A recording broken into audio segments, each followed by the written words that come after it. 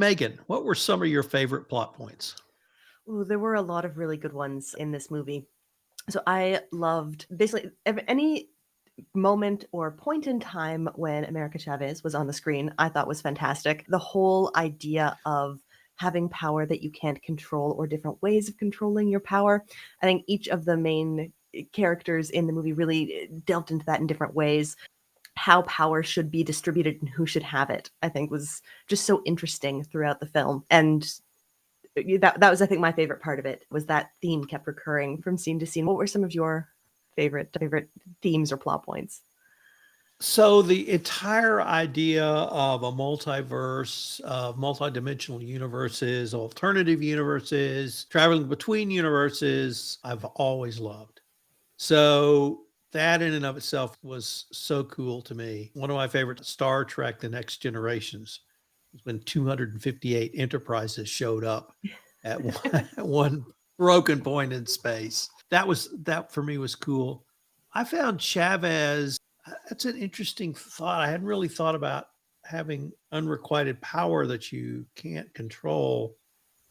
I had looked at her as more the woman everyone was after, and although she articulated a reason, it was almost out of her control. And that is actually a bit of a theme in film noir.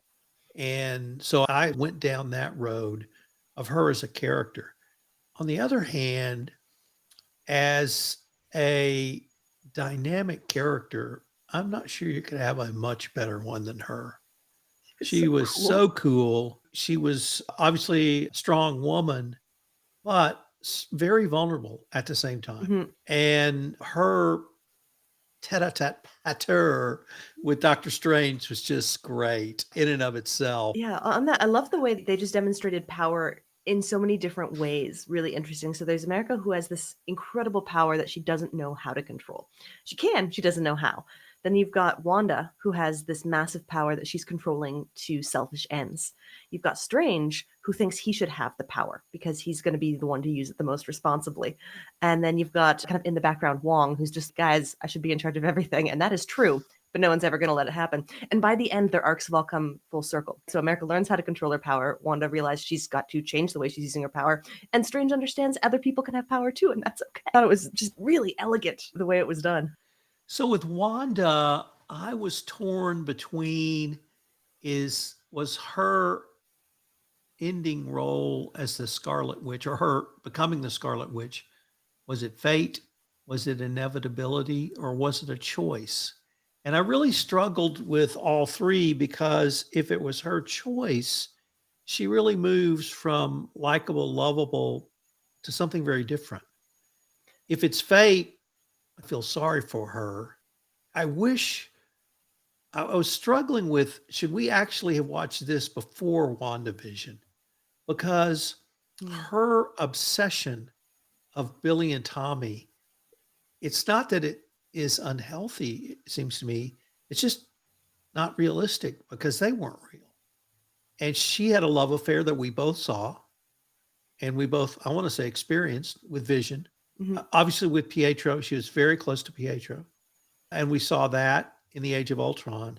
But I don't quite understand the obsession with Billy and Tommy. Now, maybe that's if your apartment is bombed and your parents die, and all you have is your brother, and he dies in front of you.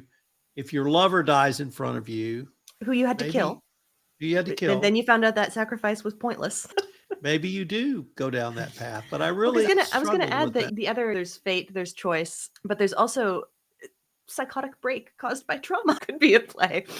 I think I'm such a Wanda apologist for everything. Basically, I'm always on Team Wanda. But like at the end of WandaVision, when she did make the choice to go into the Dark Power book, and she Right. became the baddie, she became the villain, and just what an awesome villain. She's good evil. I thought she stayed sympathetic for me. And can you imagine? I'm just try to picture you have all of these terrible things happen to you. You gain this untold power.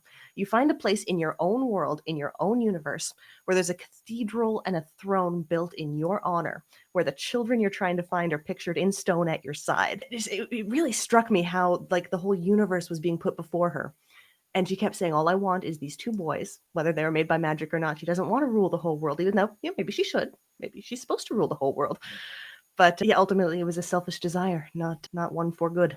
And then the other thing that struck me was when she realized it was a throne. I thought I That was a saw good scene. I love that. almost an evolutionary growth spurt. It was like, oh, this is my throne.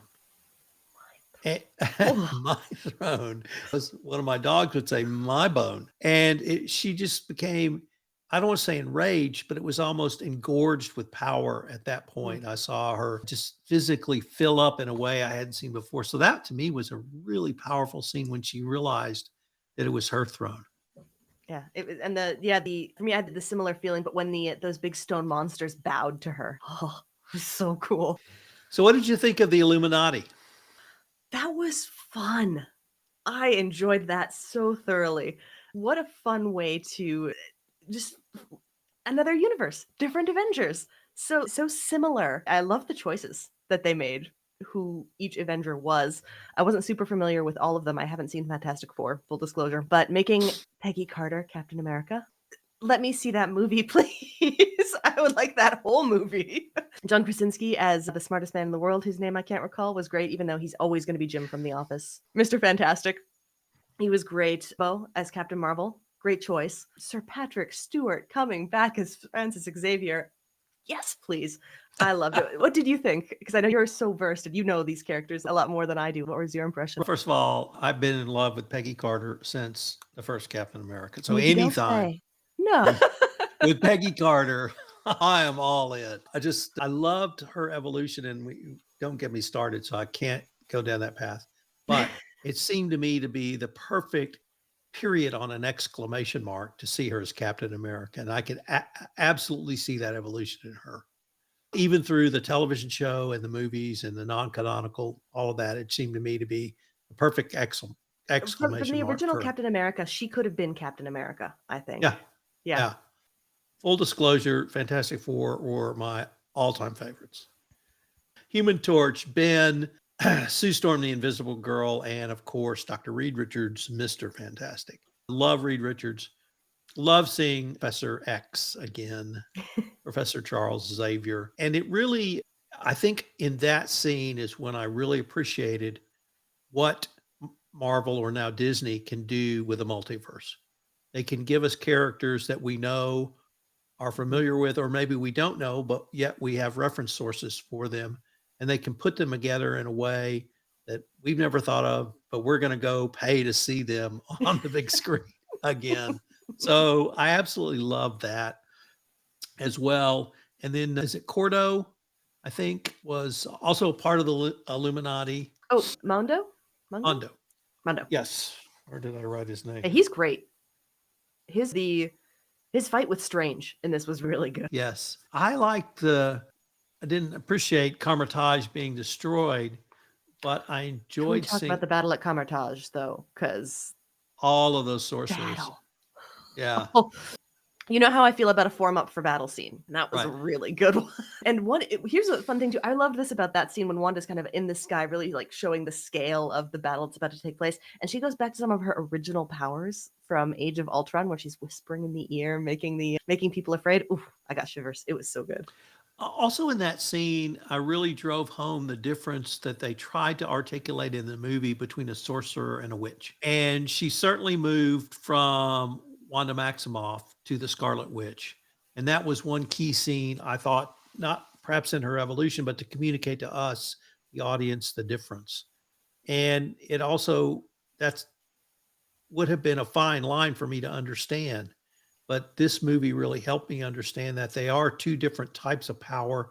They are two different mindsets, moods of conduct or behavior or ethics, if you want. But I really enjoyed exploring that. And of course, at the end, when they're rebuilding and Chavez is there, and I just thought that was perfect to have her there and have her with those powers as a sorcerer could really open up a storyline that I think would be really interesting. Yeah.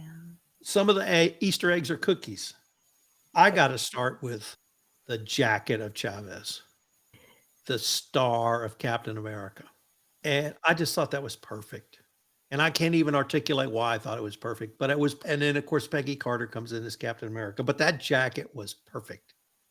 What about I you? loved my favorite part about it was about America as being a superhero, as being a younger girl who is really vulnerable. You don't often get to see a character like that whose power is like smash punch. It wasn't a delicate or elegant energy manipulating power. No, she punches things really hard and universes crack apart because of it. I just loved that. I'm always going to shout out with great praise any queer representation. So yay to moms.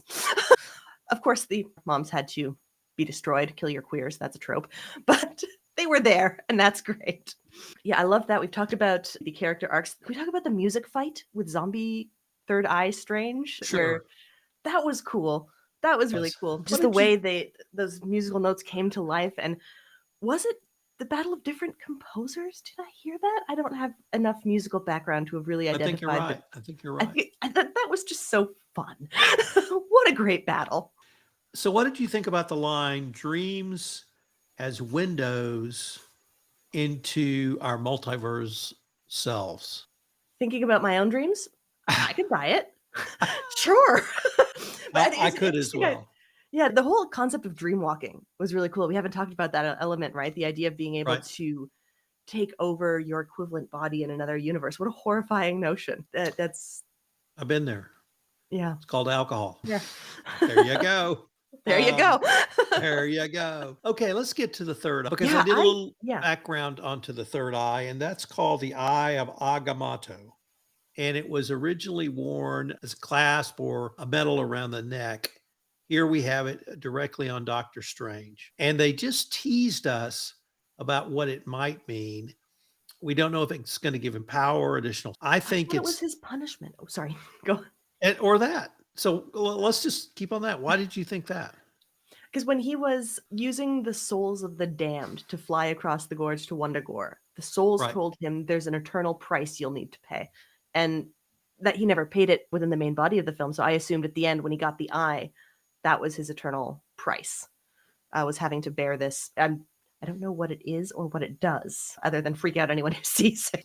But I thought, okay, that must be second watching. I thought that must be the price the souls of the damned said he would have to pay. What did you think about it? When I watched it the second time, at the end, when it appears on his forehead, I thought he was controlling it. I thought he opened it intentionally, either being Doctor Strange the a-hole or just Doctor Strange ironic. But I sensed that it's going to give him something, whether it's power, whether it's vision, whether it's insight, that he can access. And so, even though it was an eternal punishment, it seemed to me if it was something he couldn't control, it would pop up in places that were less Mhm. ironic than when he turned to face the audience and say, "Yeah, I'm Doctor Strange and I now have a third eye. Aren't I the cool one?" I think So, I can think a third eye to me implies that you're going to see more than other people, and I think a lot of the time that sucks. I don't think that's it. That's not a universal good power or ability to be able to have. It's often better not to know. so one of the other cookies related back to WandaVision, the series, and in I think it was episode 9, she was reading Darkhold at one point. At the I very didn't know end, that. Yeah, I didn't realize that at the time, but I really appreciated the way they tied that back to the series because I don't think either of us saw her becoming the Scarlet Witch till near the end. And so it really presaged this movie. The other thing is there was a lot in the press around the multiverse and how the producers of the movie would use this to go in different directions.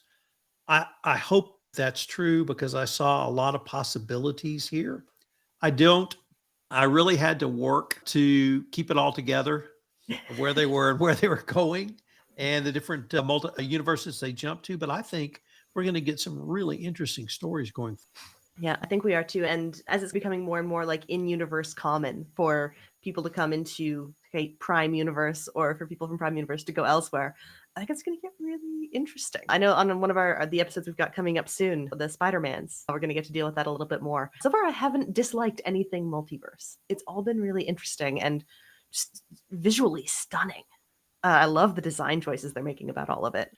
And I think it was Loki, the series, where they Mhm. presaged the multiverse a little bit. That's what got me really thinking about where they could go with all of this. If it's Doctor Strange, I'm in love with it. So I just say right up front, I love Strange and I love this movie. And I love actually where I can see it could go in different directions. So maybe any final thoughts from you, Megan?